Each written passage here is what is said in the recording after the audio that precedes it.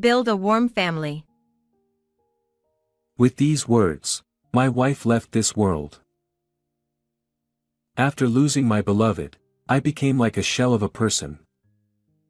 Then, I met a new female employee. Her mannerisms reminded me of my wife, and the gaping hole in my heart began to fill slowly. This person. Seeing a photo of my wife and me, she broke down in tears upon speaking my wife's name. Then the woman made a proposal to me. My name is Tom Healy. I married Jessica when I was 35, but at 40, Jessica was diagnosed with breast cancer. Despite treatment, she passed away 2 years later. Jessica died on a rare snowy day in the city. Lying in bed and looking out at the snow falling outside, Jessica said, "I wanted to see spring flowers. Tom, thank you so much for everything. Do you remember our dream? To build a warm family." I couldn't respond. Our dream was to build a warm family with our children. My parents divorced when I was small. I don't remember my father. I lived with my mother alone, but I grew tired of her constantly changing boyfriends. After graduating high school, I left home and had hardly been in touch since. On the other hand, Jessica had almost no memory of her parents talking. They exchanged only the bare minimum of words. She said she felt very uncomfortable in her own home. Neither of us had high hopes for marriage. But as we grew closer, we naturally felt that we wanted to stay together forever. What kind of warm family would it be? Isn't it spending time thinking about each other with the feelings you have now? We will surely be happy. I remember Jessica saying this with a sparkling smile. Life was truly enjoyable and happy after we married. We didn't have children yet, but we were happy just with the two of us. We were supposed to build an even warmer family with our future children. Why did she get breast cancer? Why did she have to die before me?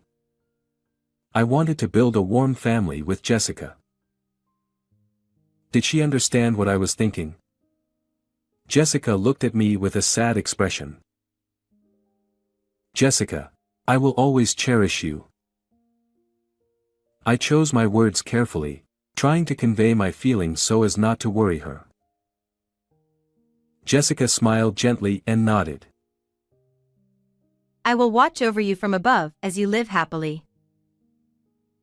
With these words, Jessica quietly passed away, as if being absorbed by the cold sky. After Jessica died, I lost the will to live. I had no appetite or energy. I didn't want to see anyone, and honestly, I wanted to stay shut in at home, but I remembered Jessica's words about watching from above and somehow managed to go to work. In April, when the cherry blossoms were in full bloom, a few new employees were assigned to our department. As the leader, I was in charge of the new recruits. The young one's enthusiasm somewhat helped to mask my sadness over Jessica's death. Come on, let's try doing it like the senior. Among the newcomers was a standout. Claire Hanks. She was bright, confident, and tackled her work without hesitation, leading the other new employees. Don't be afraid of making mistakes. You won't know if you can do it unless you try it yourself. Claire, where are you coming from with that perspective? Claire stuck out her tongue playfully. I couldn't help but smile along. Come to think of it, Jessica used to say that often. Don't put a lid on your potential. First, you need to try it yourself. Claire's positive attitude reminded me of Jessica. Today was the new employee welcome party. Leader, may I sit next to you? Claire sat next to me. Claire, can you drink alcohol? What are you talking about? Of course. Despite saying that, Claire was already tipsy after just one glass of beer. Don't drink too much. Yes. You're like a father figure, leader. I was a little startled to be called father. I wasn't planning to walk through life with anyone other than Jessica, and I probably wouldn't become a father. But somehow, the word father felt warm and made me happy. Oh, Tom, you're left-handed, aren't you? Claire was exaggeratedly surprised. Left-handedness isn't that rare these days. Young people do unexpected things, which is interesting. As I thought this, Left-handed people are said to have good intuition. So I'll consult you, leader. I couldn't believe my ears. Many people say that left-handed people are smart and skilled, but I had only heard about intuition from one person, Jessica. Who told you that left-handed people have good intuition? I asked Claire hesitantly, but she was too drunk to hear my question and started talking about herself. I've fallen for someone, but I don't know what to do. Claire recently reconnected with a classmate from elementary school and developed feelings for them. She had never liked anyone before and was confused about how to handle these feelings. The fact that she had never liked anyone before caught my attention, but Claire was cheerful and spoke in her usual manner, so I didn't interrupt her. From what I heard, her old classmate, who knew Claire from childhood, seemed to genuinely care about her and was a very nice man. I advised her to express her feelings to the person she liked since she had finally found someone she liked. Being close to someone you like makes you happy every day. That sounds nice. Do you think I can be happy too? I couldn't shake the feeling that Claire had some shadows in her. 1 month after the drinking party, Claire came to me during lunch break. Actually, about the person I consulted you about before, we've started dating. That's great. Her beaming smile made me happy too. So, I have a favor to ask of you. Claire wanted to have a meal with her boyfriend and me. Me too. It was to thank me for helping her start dating. Apparently, she had already gotten her boyfriend's approval. If he said it was okay, then it should be fine. I was home alone anyway, and being with young people gave me energy, so I gladly agreed to meet with them. He was exactly as I had intuitively sensed, thoughtful of Claire and left a very good impression. The young man was very friendly. As we talked about various things, we discovered that we both shared a love for fishing. Since the passing of someone dear, I hadn't felt like going fishing, but the conversation led to us deciding to go fishing together as a trio. Both the young man and Claire grew fond of me, and before I knew it, I became close to both of them, even going out and drinking together with the young man. The two of them began to fill the void in my heart. Before long, these two became important to me. 2 years later, one day during lunch, while I was leisurely gazing at the sky from an outdoor bench, someone approached me. We're getting married. Oh, congratulations. I was surprised by the sudden news, but seeing how happy Claire looked, I couldn't help but recall the sight of someone else in a wedding dress. Is Claire going to wear a pure white wedding dress too? Even though Claire wasn't my actual daughter, I felt an emotional connection. Noticing my silence, Claire began speaking rapidly. She talked about how they recently visited a wedding venue, how the sample meal was so delicious she almost fell off her chair, and how she would soon be trying on dresses. What color of dress do you think would suit me? My wife wore 2 dresses, a pure white wedding dress and a pink one. My wife loved cherry blossoms. I suddenly remembered that I still had some photos on my phone. Searching through the photo album filled with the radiant smile of my wife, I found the wedding pictures and showed them to Claire. Huh? This person. Jessica? Upon seeing the picture of my wife and me, Claire mentioned my wife's name and broke down in tears. Did you know Jessica? Claire nodded repeatedly as she wiped her tears. She was my mentor. So, you were her husband. Claire began to excitedly share her relationship with my wife, her tone revealing the deep affection she had for her.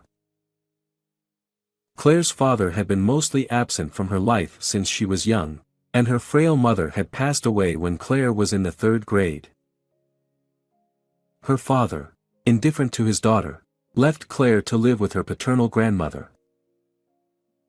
But when Claire was in her 2nd year of middle school, her grandmother died in an accident.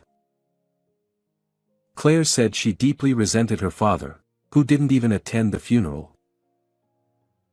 Becoming completely alone, Claire was placed in a facility, where she began to spiral out of control. One day, while she was skipping class and wandering near the school gates, the school nurse, Jessica, called out to her. Since you came all the way to school, why don't you at least have lunch? Jessica took Claire to the nurse's office. That sounds just like Jessica. The basics of living start with eating. I recalled how often Jessica would say those words. Jessica listened intently to Claire's story. She even shared her own experiences with Claire, who, in turn, felt a strong sense of trust toward Jessica, believing she could confide in her. Jessica must have seen something of herself in Claire's complex family situation and couldn't leave her alone. After that, Claire began attending the nurse's office regularly, and thanks to Jessica, she turned her life around and began to look forward with hope. There's something I want to tell Miss Jessica. Can we meet her next time? Actually, Jessica is no longer here. I explained to Claire that Jessica had passed away from breast cancer 3 years ago. Claire lowered her head. Tears that had stopped earlier fell to the ground once more. After a while, Claire looked up with a determined expression and spoke directly to me. Would you attend the wedding as my father? Wait a minute. That's a bit much, isn't it? I instinctively rejected Claire's proposal, but her determination was unwavering. My real father won't come to the wedding. My fiancé and his parents know about my situation and have told me I can have the wedding any way I want. Claire said that she felt a sense of warmth and security in Jessica as a mother and in me as a father. You two are like family to me. Her words nearly brought me to tears. Jessica and I met at different times and in different places, yet here was someone who considered us her parents. I felt that the warm family I thought was unattainable was now within reach. For the first time in a long while, I felt Jessica close by, and my resolve solidified. All right. I'll attend the wedding as your father. Thank you. Claire's usual cheerful voice echoed through the air. That's why you resemble Jessica so much, Claire. I guess children do take after their parents. Huh? Claire turned around, but I shook my head. It's nothing, I said with a smile.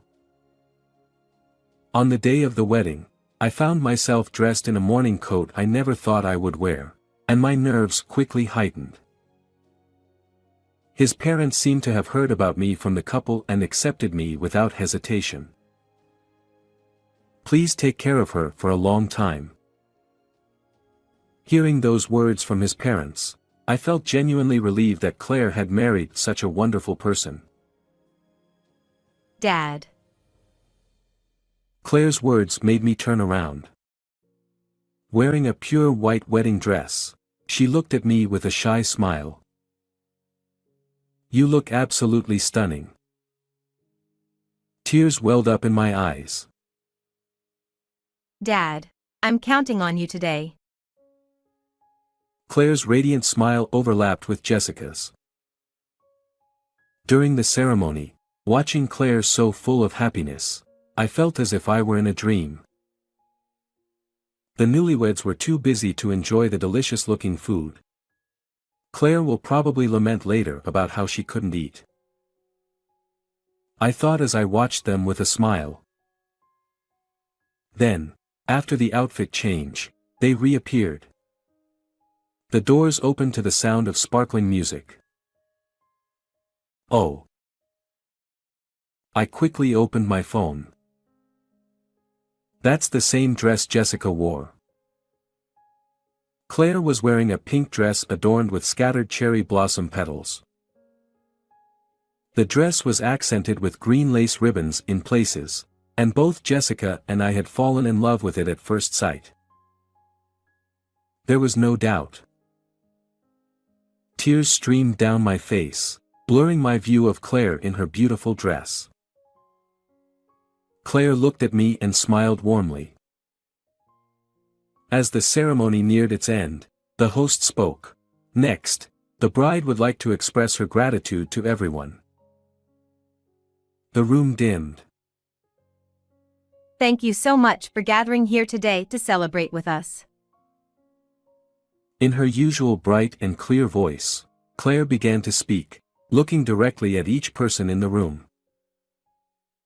After expressing her gratitude to her friends, her partner, and his parents, she finally looked straight at me and began to speak. My mother passed away when I was very young, and my father disappeared. The grandmother who raised me is also no longer with us. When I had lost hope in life, it was a school nurse in middle school who saved me. She was the wife of Tom, who is here today as my father.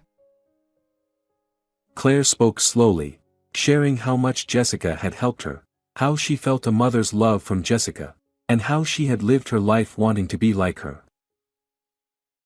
And Tom, who is here as my father today, is my boss at work. Without knowing that he was Jessica's husband, Claire mentioned that she felt a sense of familiarity with me and that she had grown close to me and even treated me like her real father. Dad, how do I look in my dress? Claire asked me. The staff handed me a microphone. You look absolutely beautiful. I'm sure Jessica is very happy too. Jessica passed away in February when it was snowing. She loved cherry blossoms, and she was very sad that she wouldn't see them bloom again. Claire, I hope you and your husband will celebrate many springs together. I'm sure your real parents would wish the same. Holding back tears, I conveyed my message as best as I could. Claire broke down in tears. I felt bad, considering how perfectly her makeup had been done. But I wanted Claire to understand that she was here because of her real parents. I wanted her to realize this at such a significant moment in her life. After a while, Claire lifted her head, looked at me, and nodded firmly. Even though I am who I am, I will do my best to be someone you can continue to think of as a father. Please take care of me, Claire."